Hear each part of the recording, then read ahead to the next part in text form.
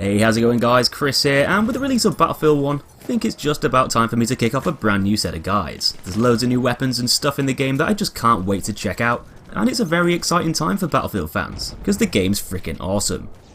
The first weapon I'm going to be taking a good look at is the MP18 for the Assault class. It's a fully automatic German submachine gun, and one of the first practical submachine guns to be used in combat, designed in 1916 but brought into the German army in 1918, the final year of World War I. It was one of the main primary weapons to be wielded by assault groups who specialised in trench warfare, and was developed for its compact yet highly effective short-range stopping power, making it an ideal gun to use in CQC battles within the trenches.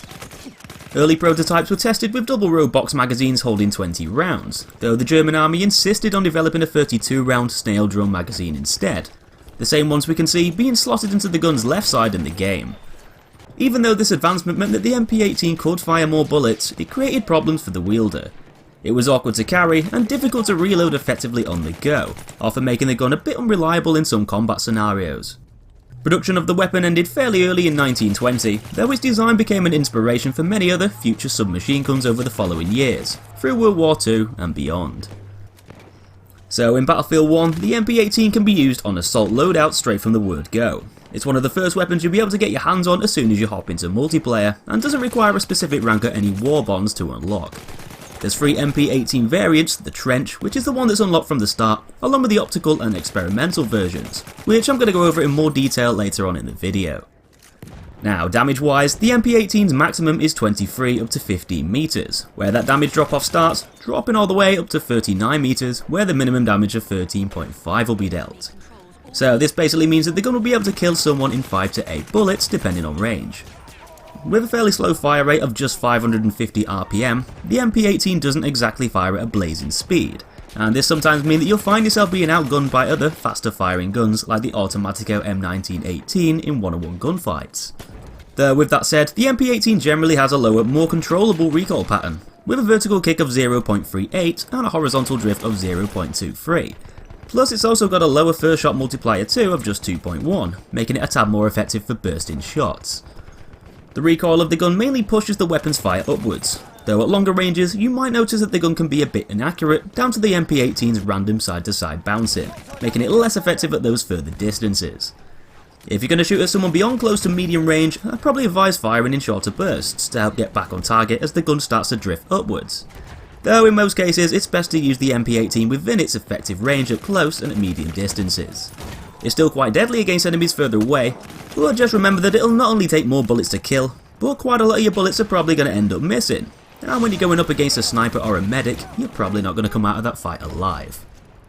The MP18's muzzle velocity is 420 meters per second, which is slightly higher than the other automatic weapons for the assault class, meaning your bullets are going to fly through the air a bit faster and reach your targets sooner. So this should make tracing your enemy's movements a little bit easier than with some of the other guns. With 32 round magazines, the MP18 should be able to gun down a few targets within one drum, and because of the fairly slow and steady nature of the weapon's fire rate, you shouldn't have to worry about running out of ammo too often in the middle of an intense battle with another player. So with all the general stats done and dusted, it's time to take a look at the MP18's different variants, and how each version differs from one another.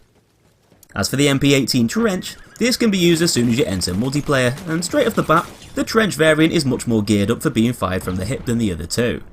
It's got a 33% accuracy advantage when hip firing, with a 75% lower first shot spread multiplier when hip firing also, often meaning that you can take most targets on without even aiming down sights at all.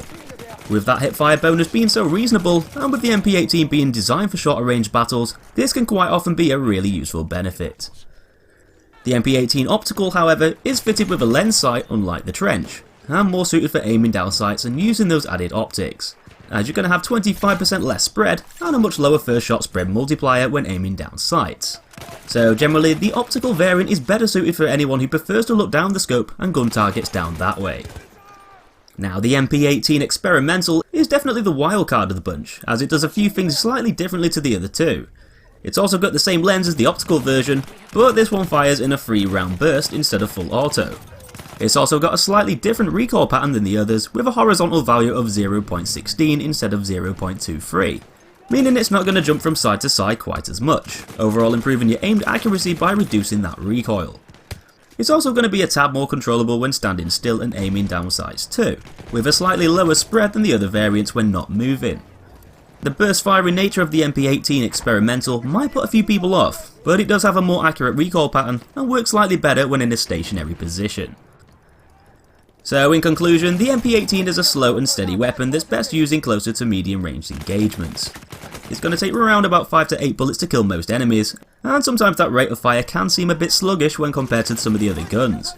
Though it doesn't have a recoil pattern that's going to cause too many problems, providing you can stick within the MP18's optimal range. The magazine size is fairly decent and shouldn't leave you high and dry in the thick of the action too often, and overall, the MP18 is a good all-rounder for the assault class. But anyway, that's just about it for this one. Hope you enjoyed the video, hit that like button on your way out if you did, and make sure you stick around and subscribe for plenty more Battlefield 1 guides and other stuff in the future. Take it easy, and I'll see you in the next one.